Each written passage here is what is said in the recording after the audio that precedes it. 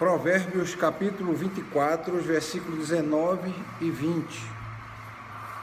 Diz assim na linguagem Almeida Revista Atualizada, diz assim: não te aflijas por causa dos malfeitores, nem tenha inveja dos perversos, porque o maligno não terá bom futuro e a lâmpada dos perversos se apagará.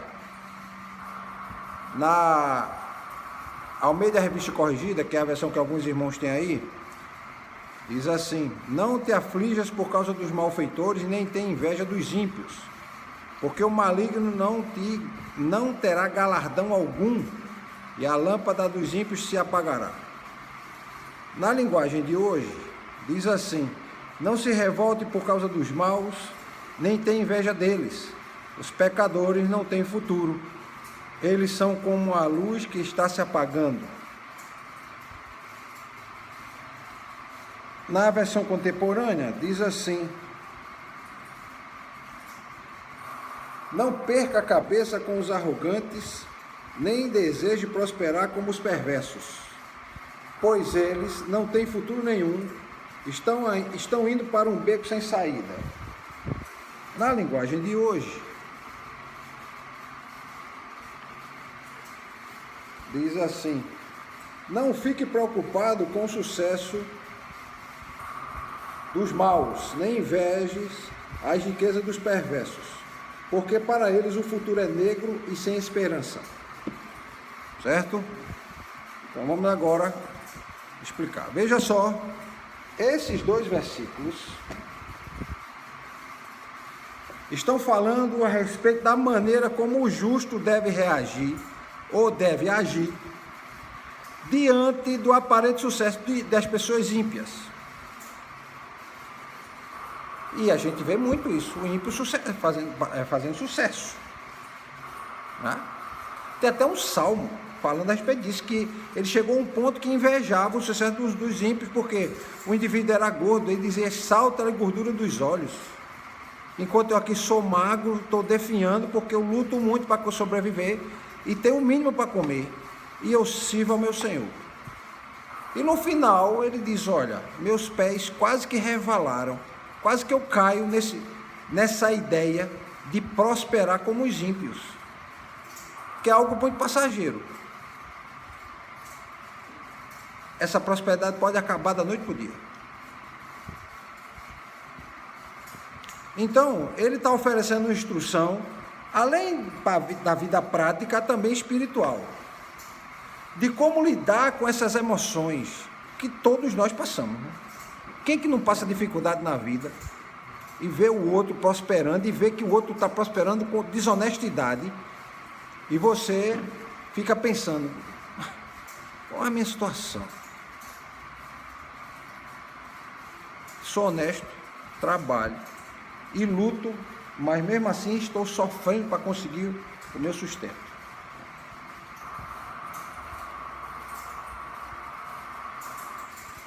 Um outro sentimento que vai parar na cabeça das pessoas é o sentimento de inveja. É de dizer o seguinte: o que ele recebeu é o que eu mereci receber. O sentimento de inveja é esse. É você olhar o que o outro recebeu e dizer que quem merecia era eu. E quem que nunca passou por uma situação dessa? Que bate um sentimento de justiça dentro de você, você diz: rapaz, um indivíduo desse está recebendo prosperidade e eu não estou. E eu sou honesto. Como é isso? Né? Então, o sábio de Provérbios está dizendo: olha, a primeira coisa ele está aconselhando aqui, essa indignação e raiva contra essas pessoas vai ser destrutivo para a sua própria alma, porque você vai nutrir na sua alma o quê? A inveja, a amargura e o ressentimento. Porque você não está prosperando. Porque, meus irmãos, não se iludam. A riqueza e a prosperidade é algo que é construído aos poucos. Você leva uma vida inteira para conseguir prosperar. E a prosperidade bíblica, na nossa realidade hoje, prosperidade sempre está associada a bens materiais. Mas, diante da realidade bíblica, a prosperidade ela é espiritual. E essa prosperidade vai fazer você ter consciência da sua realidade. E em tendo consciência da sua realidade, você vai começar a obter satisfação com o que você tem. E aí você começa a sentir prosperidade. Você já não quer mais o que o outro tem. Você começa a sentir felicidade com o que você tem. O outro tem um carro, mas você tem uma bicicleta. Aí você sente felicidade porque tem uma bicicleta, seu meio de transporte. Aí você continua trabalhando, um belo dia na vida você vai comprar um carro. Mas não vai comprar o carro que ele tem. E aí você vai trabalhando e prosperando honestamente, trabalhando, porque o que move você não é o desejo de ficar rico. O que move você é o primeiro, o desejo de agradar a Deus, ser honesto e trabalhar. A prosperidade é uma consequência do seu trabalho, não é o objetivo. Então muitos lutam com o objetivo. Eu quero dinheiro. Eu, uma fase da minha vida, eu também estava assim. O que eu via na minha frente era o dinheiro. Eu não queria saber de outra coisa. Muitas vezes até família. Não quero nem saber. O que eu quero é dinheiro. E aí você vê que não vale a pena. Porque você vai buscar algo que, primeiro, muitas outras pessoas estão buscando. E muitas vezes você quer buscar dinheiro, mesmo com um pouco de honestidade, mas o outro é totalmente desonesto. Então é difícil combater a honestidade diante da desonestidade, leva tempo. A desonestidade, ela não tem regra. Na desonestidade não há princípios éticos. Na desonestidade vale qualquer coisa. Na desonestidade você mata uma pessoa para conseguir o que você quer. Na honestidade não. Você tem certas regras para poder a honestidade ela aparecer. Vou dar um exemplo prático. Eu venho e peço dinheiro emprestado ao irmão Juvenal. O irmão Juvenal, quando empresta o dinheiro, ele espera o que de mim? Hein, irmão Juvenal? Se o irmão me emprestar um dinheiro, vai esperar o que de mim? Receber, não é? Não é para receber? Então a prática honesta faz o quê? A honestidade faz o quê? Não, ele vai pagar, não é? Na honestidade a gente estabelece o quê? As regras antes. Eu vou emprestar ao senhor, o senhor pode me pagar em 3 vezes. Aí eu digo, eu não aguento pagar em 3 vezes, eu pago em 4. E na negociação, tá certo, fica para pagar em 4. O irmão está com o princípio de honestidade, eu estou com desonestidade como princípio. Eu começo a não pagar, eu vou pagar em 4, mas eu pago em 4 assim. Daqui a 2 meses eu pago uma, com mais 3 meses eu pago outra, com mais 6 meses eu pago outra. Já passou um ano, eu paguei a 3ª. Eu estou pagando? Eu estou pagando? Eu estou pagando de forma honesta? Não, porque o honesto é aquele que foi acordado. Eu tenho que pagar em 3 vezes, em 3 meses, 4 parcelas consecutivas mensalmente. Aí alguém chega e diz assim, mas eu estou lhe pagando, é ou não é? Eu estou lhe pagando, mas não era dessa forma que a gente acertou para pagar. Não é pagar quando dá vontade no seu coração de pagar. É pagar da forma que a gente acordou, porque eu me planejei para quando receber esse dinheiro, eu também poder fazer os meus pagamentos. Não é? Então, fica difícil trabalhar com desonesto, não é verdade? Porque no desonestidade não tem regra, ele ainda diz, não, mas eu estou pagando. Mas dessa forma, não é? E você fica a mercê. Se você pratica honestidade, o que você vai fazer? Ou você vai denunciar na polícia, mas não sei se vai resolver muito. Segundo, você vai ficar indo na porta dele todo dia, vai terminar havendo um atrito, porque o indivíduo é desonesto mesmo, e ele, como não tem vergonha, ele vai começar a criar problema, e ele vai começar a gerar um desentendimento, e ele vai querer se voltar contra você, quando na verdade ele é que devia ter vergonha do que está fazendo. E aí ele cria um desentendimento e cria o quê? Uma inimizade. Cria uma inimizade. Porque não quer pagar. Entenderam porque o indivíduo a desonestidade não tem regra? Se o indivíduo do outro lado quer receber, e ele também é desonesto, o que é que ele faz? Ele chega na porta do indivíduo com 5, 6 homens, olha, eu vim receber. Ah, porque não sei o que, não vai pagar não. Então tá certo, vamos fazer um carinho nele aqui. Desonesto com desonesto, não é? Porque na desonestidade não tem regra. Ninguém fez o acordo de dizer que depois que ele começa a atrasar o pagamento, você vai fazer um carinho. Não faz. O que é que faz na regra de forma civilizada? Se cobrar juros, se cobra uma multa, né? O máximo que o irmão vai poder fazer, se tiver um documento assinado, é ir para a justiça pedir que a justiça faça ele pagar. E mesmo assim, a justiça não obriga ninguém a pagar nada. A justiça pode dizer lá na sentença: o senhor Marcos está devendo ao senhor Juvenal R$100, ele tem que pagar. O máximo que você pode fazer é, o senhor, ele tem algum bem para que a gente possa penhorar o bem dele? Não tem não. É um problema. E fica essa situação. No Brasil, o indivíduo não é preso por dívida. Porque se o indivíduo fosse preso por dívida, os empresários iam presos por dívida, políticos iam presos por dívida. Como eles comandam o país, eles não vão fazer uma lei para poder condenar ele mesmo. Certo? Então, o que o texto está me dizendo aqui é que eu não posso criar esse tipo de sentimento no coração. Então, essa indignação é natural, né? Você ficar chateado, né? Mas você tem que saber administrar.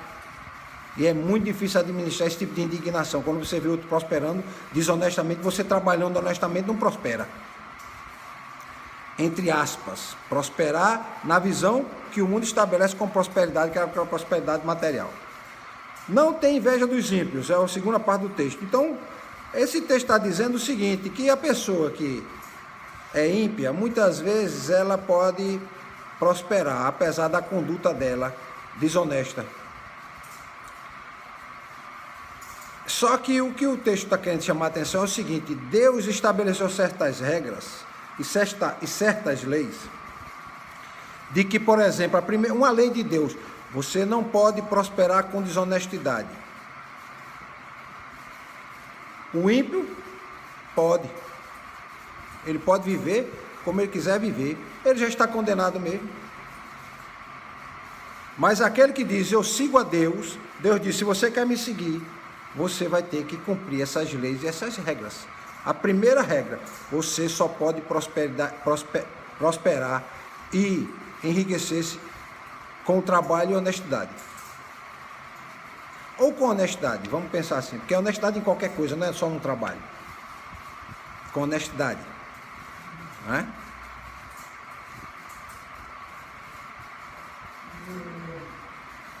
Então, quando o indivíduo começa a agir com desonestidade, alguns princípios bíblicos são esquecidos. A misericórdia, a mansidão, porque o indivíduo já vai querer resolver, leva 6 homens com ele para poder fazer um ato de carinho coletivo, para o indivíduo poder ver se paga, né? Segundo, a piedade é esquecida, o indivíduo deixa de confiar em Deus e começa a confiar na própria força, ou confia em outras armas que ele pode usar, tá? Então, esse provérbio, ele vai mostrar para a gente que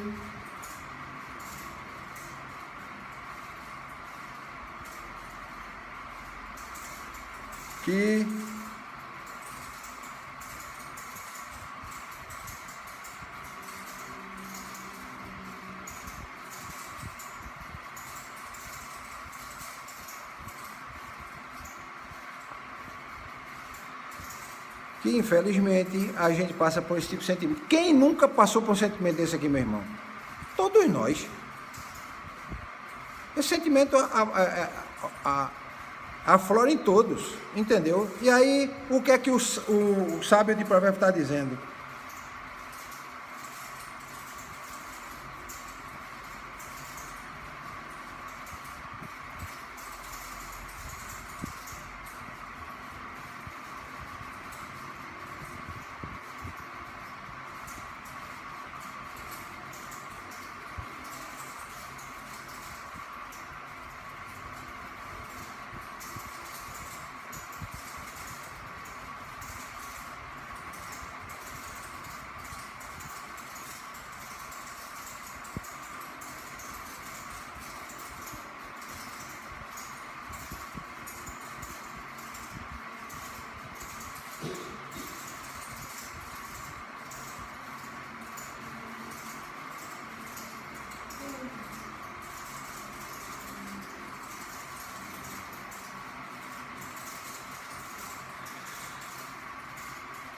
você se desvia dos propósitos que Deus tem estabelecido, né? Infelizmente, quem é que não passa por isso? Então, o sábio de Provérbios está dizendo: abra o olho, não inveje os maus, foque na sua vida, vá trabalhar, vá prosperar honestamente, que você vai ver que os frutos do trabalho serão doces. Porque, infelizmente, meus irmãos, nós temos frutos amargos muitas vezes, por conta de achar que a desonestidade dos outros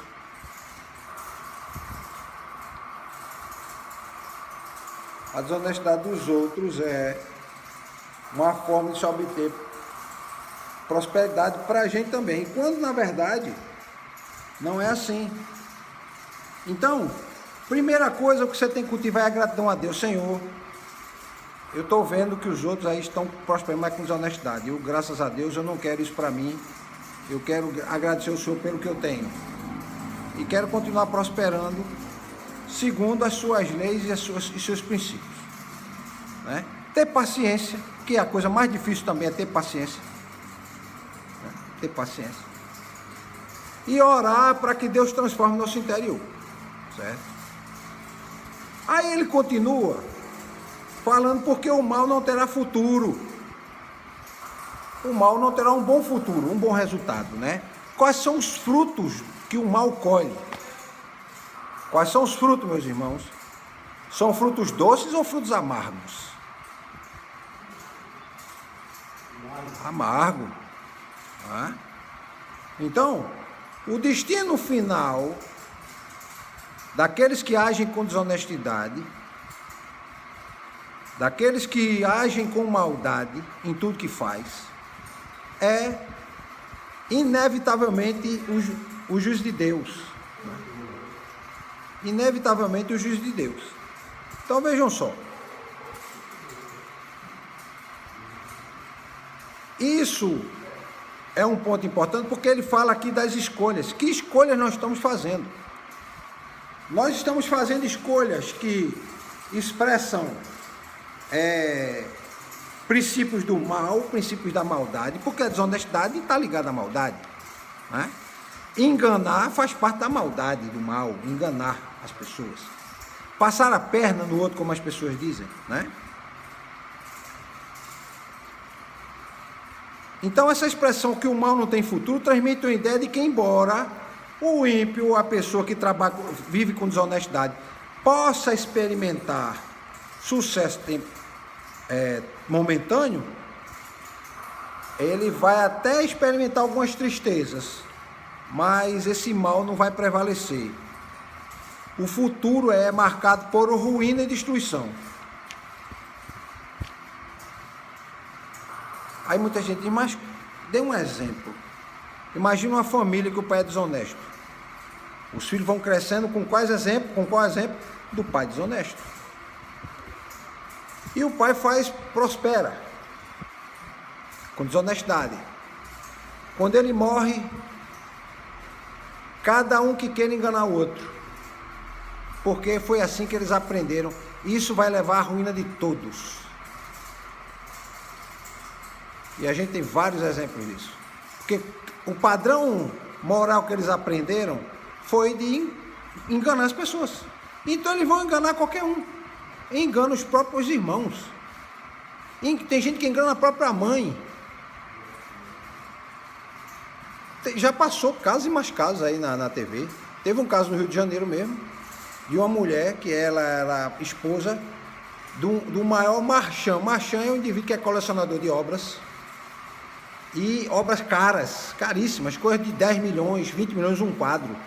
E a casa dele é recheada de obras de arte. E o indivíduo morreu e ficou a mãe viva. E aí a filha começou a enganar a mãe. Começou a roubar os quadros, começou a vender, começou a dopar a mãe, desabrigou a mãe, interditou a mãe, dilapidou todo o patrimônio. Acabou com o patrimônio. Vendeu os quadros a preço de banana, como se diz, embora vendeu caro, mas um quadro que custava 10 milhões vendeu por 1. Né? Porque queria o quê? Queria dinheiro. Não sei se o pai dela trabalhava com desonestidade, mas os valores dela eram valores de desonestos, de uma pessoa desonesta. Ela enganou a própria mãe, era ambiciosa. A mãe terminou morrendo e ela morreu depois. Né? E temos outras histórias. Então, essa ideia, né, de ruína de distribuição está muito ligada àquilo que diz o Salmo 1, né? Não sente na roda dos escarnecedores, e na maioria das vezes as pessoas são escarnecedoras.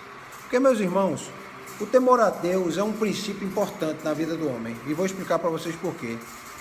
O indivíduo pode até não professar uma fé, mas ele tem um temor a algo que é superior a ele. Ele começa a ter princípios que levam a ele viver de forma digna, honesta. Ele tem certos princípios que ele segue, né? Então, ele vai viver de uma forma que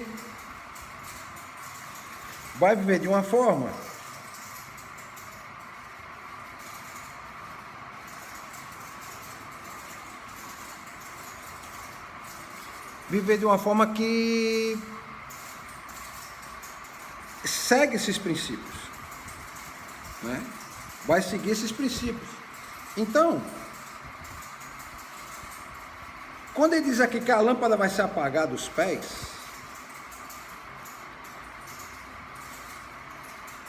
ele está dizendo que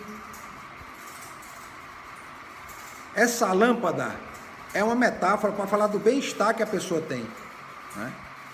E esse indivíduo vai ter dificuldade, vai ter problema, né? Vai ter problema. O bem-estar dele vai acabar. Ele vai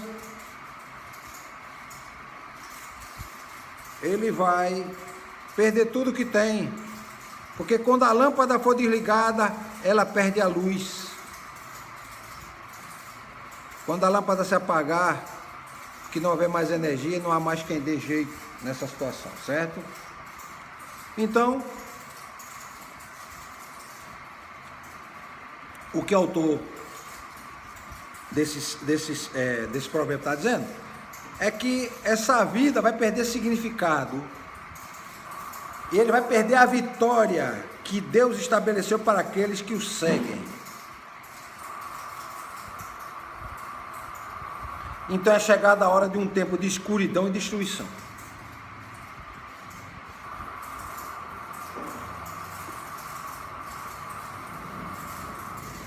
Alguma dúvida até agora? Não? Então, esses dois provérbios estão falando do destino final dos ímpios, dos desonestos, dos que fazem maldade. Segundo, que o justo ele tem que ter segurança daquilo que Deus preservou para ele e estabeleceu para ele. Terceiro, não se iludir com essa prosperidade temporária dos ímpios. E viver baseado na luz que Deus estabeleceu como princípios de luz, né? Princípio de honestidade, misericórdia, de mansidão, de pacificação, de reconciliação. Então, nós somos chamados a viver essa luz e vivermos essa realidade e permanecermos fiéis ao Senhor e seus princípios. Confiando no quê? Na sua justiça. Amém?